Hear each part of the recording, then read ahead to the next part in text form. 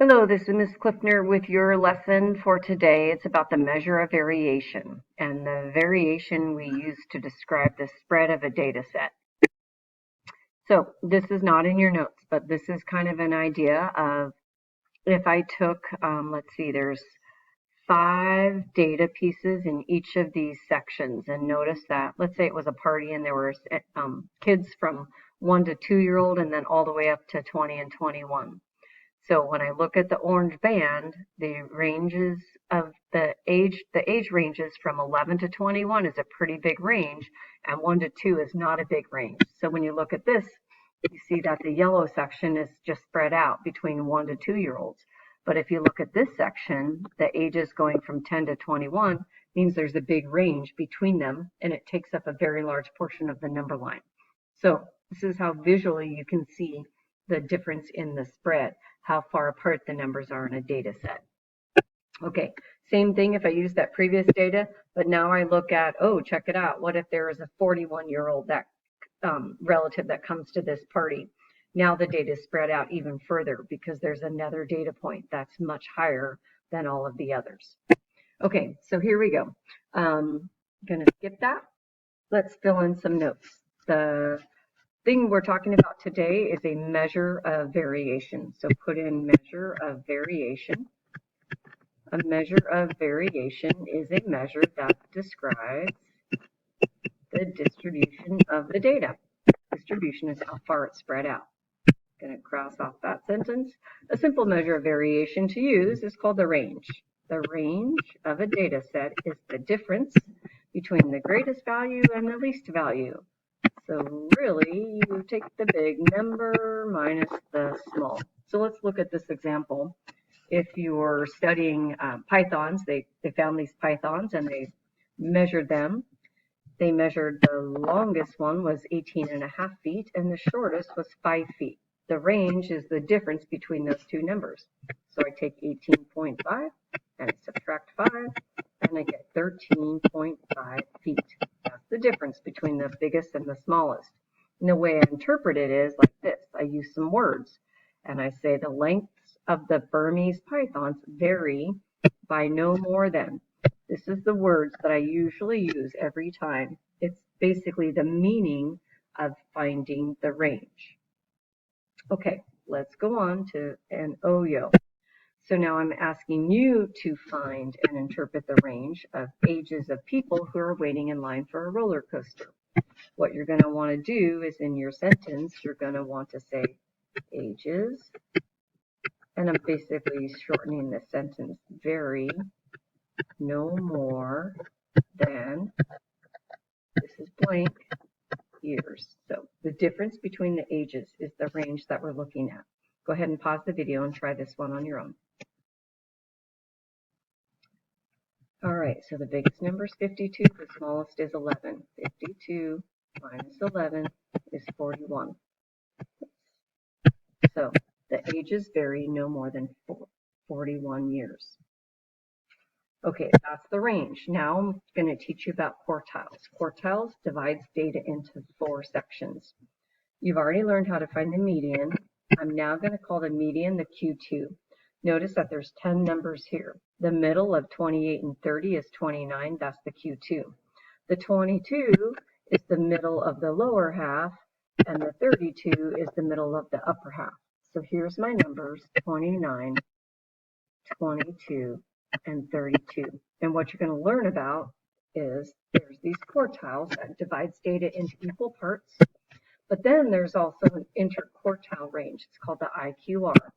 In the IQR, you take Q3 minus Q1. So it's the middle of the upper number minus the middle of the lower. All right, so let's try it. This is some information about race cars, and it has to do with their top speeds. So I have a list of the numbers of speeds from least to greatest. I'm going to find the median. I'm going to use a highlighter. I like to use 2 colors. I'm going to cross off the numbers, working from left to right, paying attention. I want to make sure I know if there's going to be 1 or 2 numbers in the middle, and there's 2. So the median is right between 245 and 250. If you can't picture it, then you add the 2 numbers and divide by 2. You get 247.5. Okay, so now what I'm going to do is I'm going to take my pencil and I'm going to draw a line that separates the lower half of the data from the upper half. Then I'm going to get my highlighter and use a different color, and I'm going to find the middle of the lower half. This is the smaller numbers. I'm going to find the middle of the upper half. Okay, the number right in between 230 and 240 is 235. The number in between 250 and 260, 255. I take 255 minus 235, and that gives me 20 miles per hour is the interquartile range. That means that's the difference between the middle set of cars. And then when I interpret it, I write a sentence like this. The middle half of the data, the IQR, varies by 20 miles per hour. Okay, now we have one more example. I have an OYO for you to do. There's the steps that you can see. Put the numbers in order from least to greatest. This has to do with number of pages that an author seems to write in their novel. So we're going to find and interpret the interquartile range. The numbers are listed from least to greatest. I get a highlighter. I cross the numbers out until I get to the middle. Oh, and this has an odd number of numbers, so the middle is 382. That's the median. I'm going to cross out the middle number. When there's an odd number, you cross out the middle. You don't use it because it's not in the upper half or the lower half. Now I'm going to find the middle of the lower half. There's two numbers in the middle. The middle of the upper half. There's two numbers in the middle. Q1 is the number right in between 356 and 364. It's 360. Q3 is between 396 and 400. It's 398. I subtract 398 minus 360 equals 38 pages. And the way I interpret this is the middle half of the data varies by 38 pages. So that's the difference in the middle half of the author's book. Okay, so now let me show you the homework, which asks you to find the range. So for instance, on number 1, I take the smallest number and the biggest number, and I just subtract. That's how you find the range. Now 5 and 6 ask you to find all those things that we just learned how to do. The median, you already know.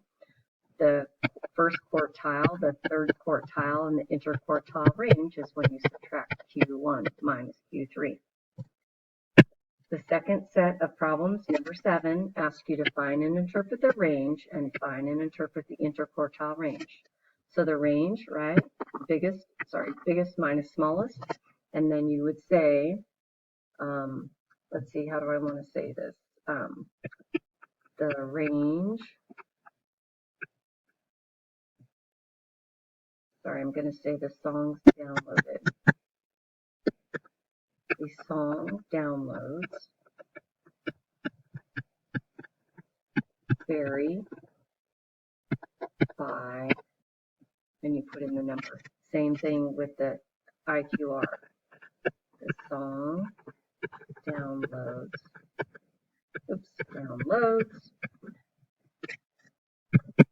IQR vary